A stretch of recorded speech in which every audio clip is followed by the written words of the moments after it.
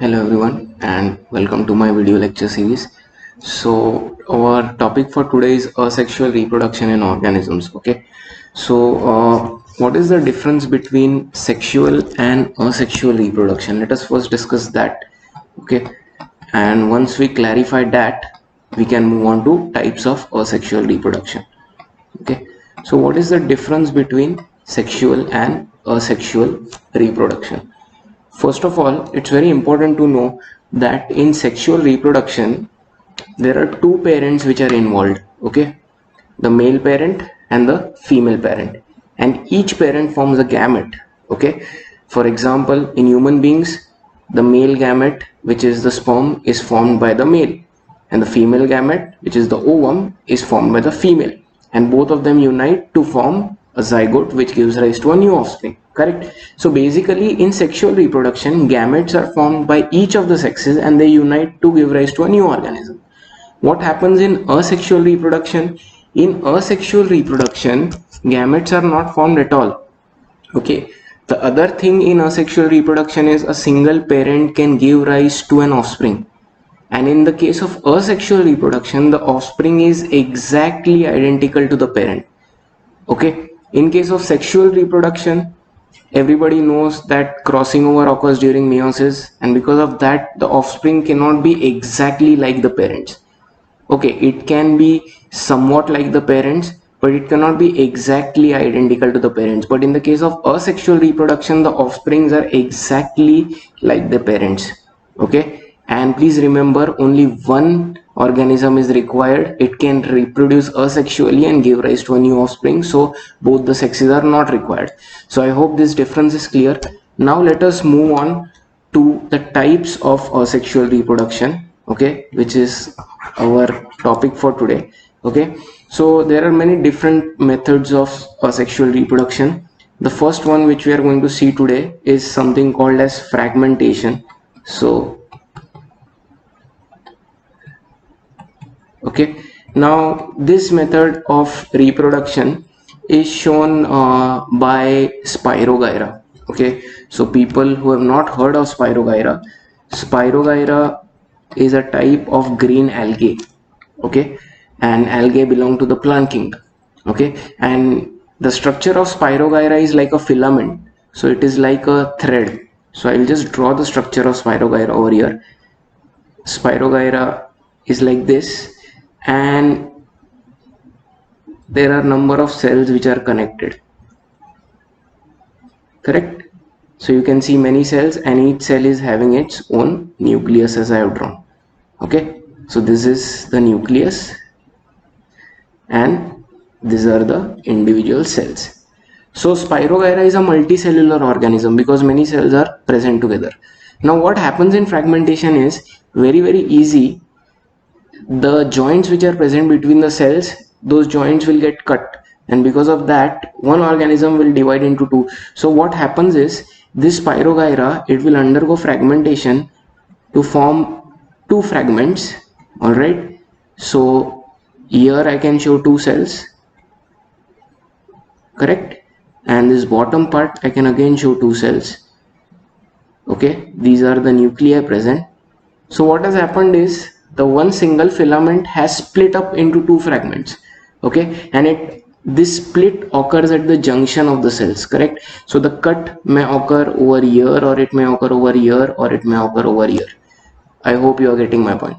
Correct. So this method of asexual reproduction is called as fragmentation, in which the parent basically splits up.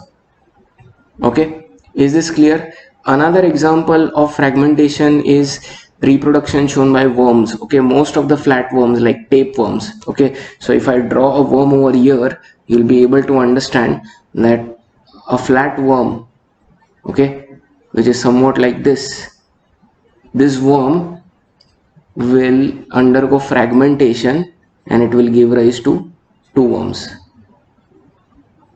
Are you getting me? So this splitting is called as fragmentation, and this is the first type of asexual reproduction that we have learned.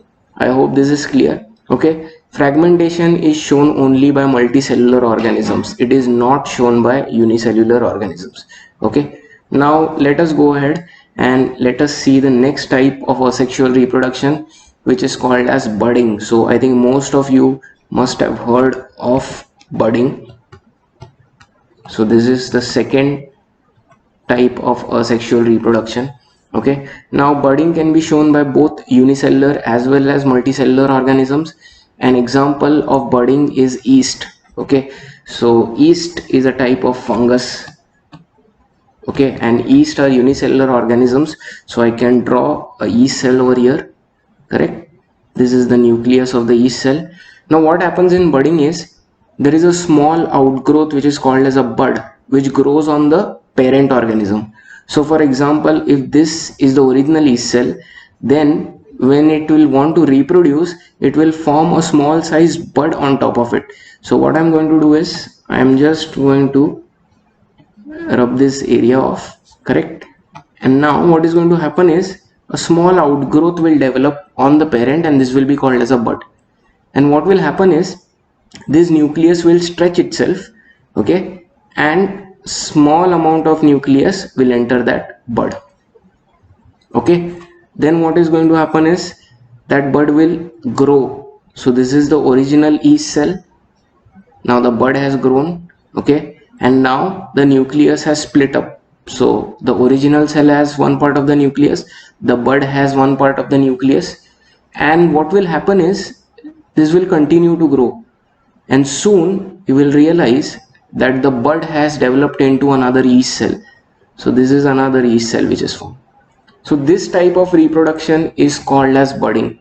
Okay, so budding is basically the asexual reproduction in which a small outgrowth develops on the cell or on the parent, and then that outgrowth increases in size and slowly it becomes into an individual. So soon this is another cell. So what will happen is the yeast colonies which are formed, they are all joined to each other. So there will be one more bud over here. Okay, there will be another bud over here. Are you getting me? So this is one of the examples of budding. Now yeast is a unicellular organism. It can also occur in multicellular organisms. For example, hydra is a multicellular organism, and hydra also can reproduce through a process called as budding. Okay, so if you want to see that, I can draw it over here. So this is hydra. Correct, these are the tentacles of the hydra, and this is the floor to which the hydra is attached. Now hydra belongs to a phylum called as Cnidaria or Coelenterata. Okay, hydra are placed in the animal kingdom. Okay, and they are very small organisms. They are multicellular. So what happens is in budding of hydra, a small bud will develop over here, and what will happen is then that bud will give rise to a new hydra. So these are the tentacles. All right, and another hydra will grow, and soon what will happen is as that bud will grow and develop into a complete adult, it can detach itself from the adult and grow into an individual hydra. Is this clear? So I hope budding is clear. Okay, so we have covered two methods of asexual reproduction up till now. First was fragmentation, second is budding. Okay, so examples for budding is yeast. The second example over here is hydra. Okay, the examples which we used for fragmentation, Spirogyra, and any flatworm you can use. Okay, for example, tapeworm, Taenia solium. Now let us come to the third type of asexual reproduction. Okay, and that is called as spore formation. Okay, or it is also called as sporulation.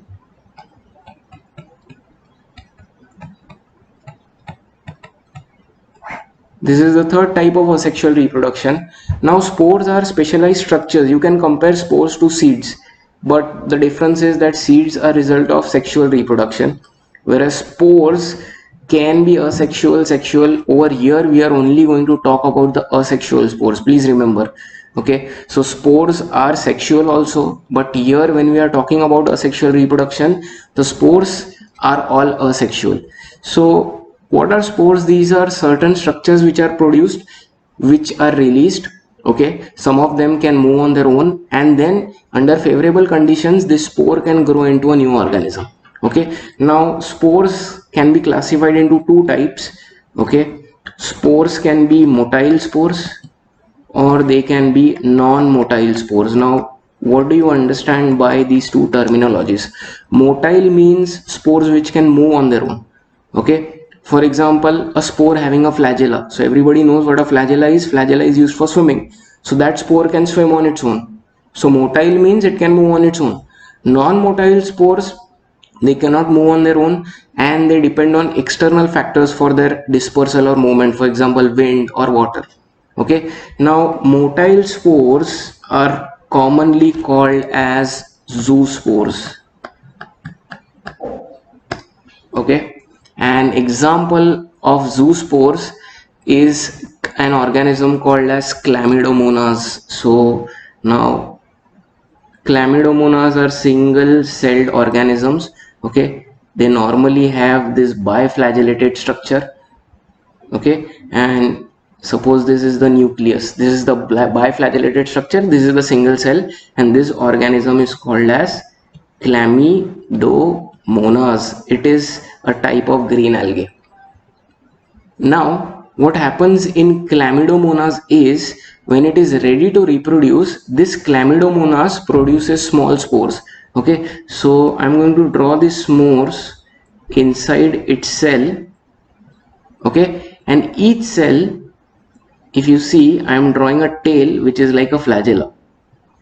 So what is going to happen is, these spores will be released by the Chlamydomonas and they can go and swim on their own, and under favorable condition each one of these spores, okay, they can grow into a new Chlamydomonas. Now since these spores can swim on their own, they are also called as zoospores. Okay, so zoospores are basically motile spores which can do their own movement, so they have structures for that. Okay, so I hope this zoospores part is clear. Chlamydomonas is a great example. It is a type of green algae. It is a unicellular organism. Okay, example of non-motile spores, I can give the example of Conidia. Okay, so Conidia are the spores which are non-motile. Now non-motile spores are normally produced on the organism itself. Okay, and then they are taken by wind or water. For example, if you have heard about penicillium, penicillium is a type of fungus. So I'm going to write it down over here. Penicillium. Penicillium is a very famous fungus from which the antibiotic penicillin has been isolated. Correct. So penicillium shows these spores which are conidia, and if you see the structure, so since it is a fungus, the fungal threads are called as hyphae. Okay, so these is a hyphae, and from the hyphae emerges a structure which is like this. Okay, and on this structure are present the spores, and these spores are attached to each other like this.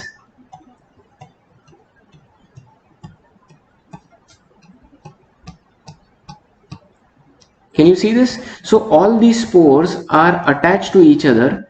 Okay, and these all spores are called as conidia. So a different name is given to the spores. They cannot move on their own. This structure which I have drawn, this is called as conidiophore. Okay, conidiophore is a structure on which the conidia are present, or on which the non-motile spores are present, and this is the thread of the fungus. So if you have studied about the fungus, a hyphae is basically a single filament of the fungus. Okay, and this is your hyphae. Is this clear? Okay, so what will happen is, when the spores will mature, when the wind blows, it will take this conidia along with it, and wherever that conidia falls, it will give rise to a new penicillium. Got it? So both these spores which are present, they can grow into individual organisms at proper times when the environment is correct for growth. Okay, but the main difference is, the ones which can move on their own, they are called zoospores. So mainly they can swim through water, whereas the ones which cannot move on their own, example is conidia. Is this clear? Okay, so zoospores example is an organism called Chlamydomonas which produces it. It is a green algae. Conidia is produced by mostly fungi, and the best example is penicillium. Okay, now Coming to other modes of asexual reproduction, so these are the three most common modes of asexual reproduction. First we saw was fragmentation, second we saw budding, third we saw spore formation. Now there are other methods which are similar to the spore formation.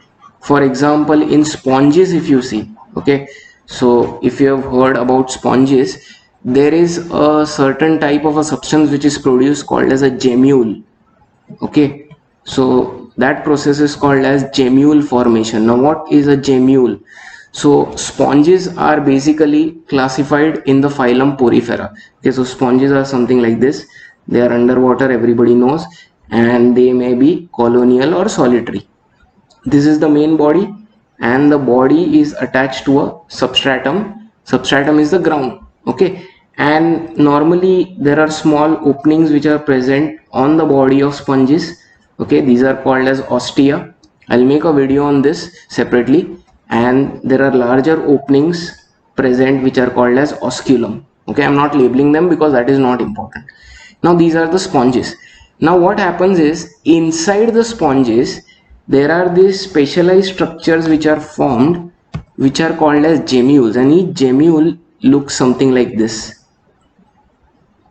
Okay, so this structure which I am drawing, this is the structure of a gemmule, and inside the gemmule are present these small cell like substances.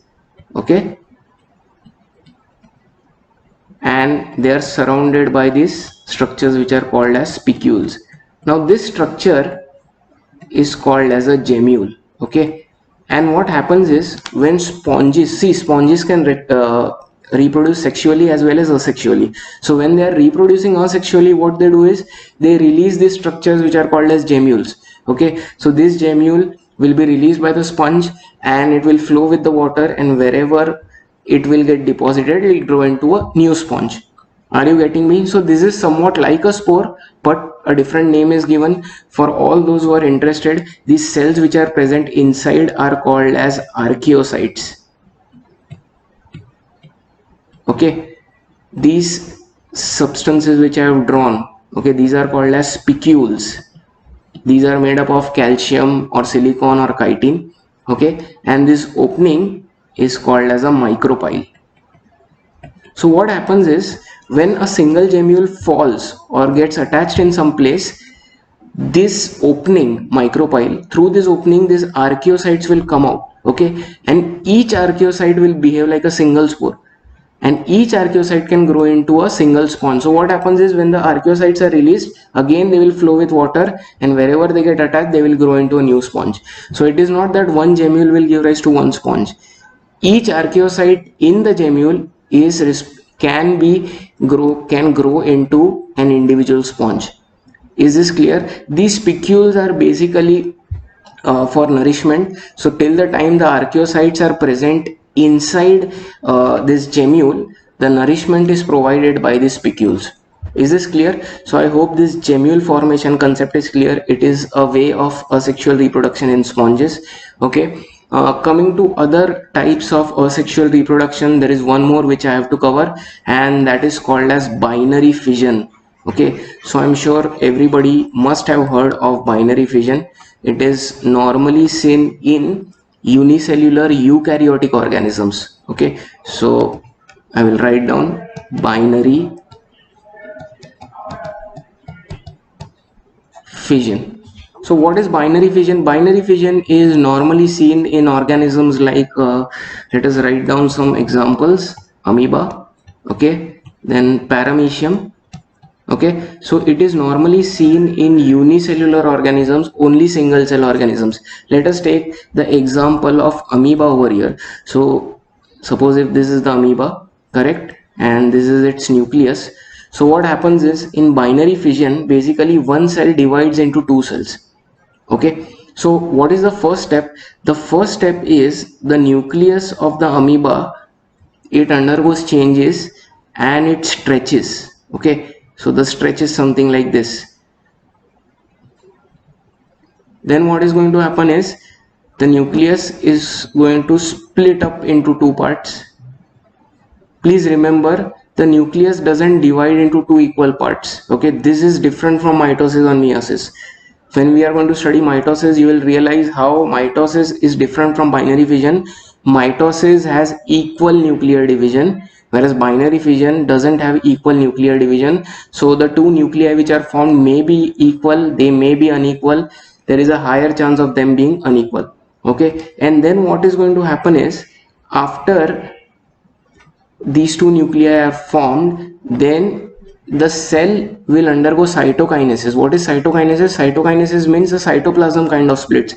So then the shape of the cell will kind of become different. There is one nucleus over here, other nucleus over here, and then the last step is there is one amoeba formed and there is another daughter amoeba formed. So one cell gives rise to two cells, and this is called as binary fission. Same thing happens in paramecium. Here I have given the example of amoeba. So with that, we have basically covered all the different types of asexual reproductions, okay, in this. So just to summarize, we have studied fragmentation first. Okay, we saw the example of Spirogyra, different forms.